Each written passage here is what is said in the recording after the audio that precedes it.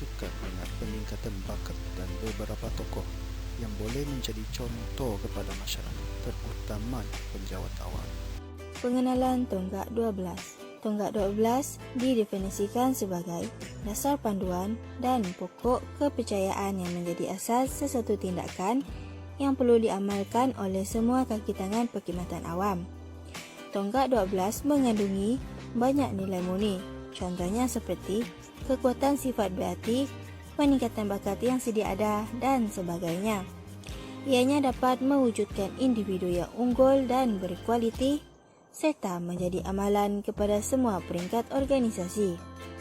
Amalan-amalan positif perlu dijadikan teladan dan amalan-amalan negatif pula hendaklah dijadikan sempadan di dalam diri kita sendiri.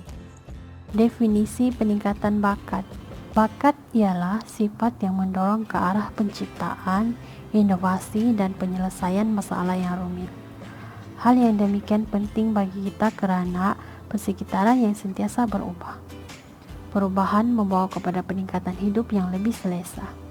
Oleh itu, sebarang bakat yang baik dari segi pentadbiran, sains dan teknologi, kesenian, dan yang lainnya memang memberi manfaat kepada kehidupan manusia.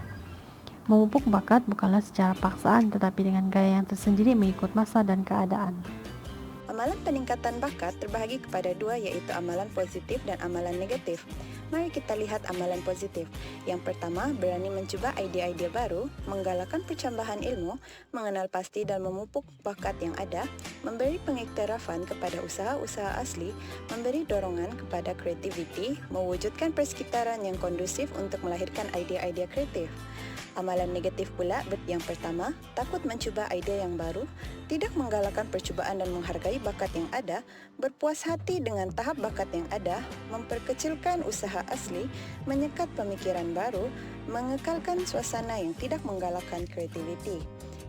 Profesor Datuk Jimmy Chu merupakan ikon usahawan yang berjaya di Malaysia dengan pencapaian beliau sebagai perekal kasut bertaraf antarabangsa. Dilahirkan pada 1948, anak kelahiran Pulau Pinang ini mulai mendapat pendedahan awal teknik pembuatan kasut daripada ayahnya dan berjaya menghasilkan kasut pertamanya semasa berumur 11 tahun. Selepas tamat pengajian dalam bidang pembuatan kasut dan fashion di London, beliau mencuba membuka kedai kasutnya, namun jualan amat menduka citakan. Berbekalkan sikap kesungguhan, kesabaran, bakat, kemahiran serta kepakaran, beliau mengilhamkan rekaan kasutnya daripada alam sekitar untuk menghasilkan rekaan yang menarik dan selesa. Tokoh yang saya pilih ialah Tan Sri P. Ramlee. Beliau berasal dari Pulau Pinang. Kejayaan tokoh ialah kecintaan terhadap seni, dunia lagu dan muzik, dan dunia perfilman. Beliau juga digelar sebagai seniman agung negara kerana jasanya amat besar dalam industri hiburan. Tokoh yang terakhir iaitu Tuan Haji Muhammad Asri Ahmad. Beliau berkelulusan ijazah sarjana muda pentadbiran kewangan daripada Universiti Teknologi Mara.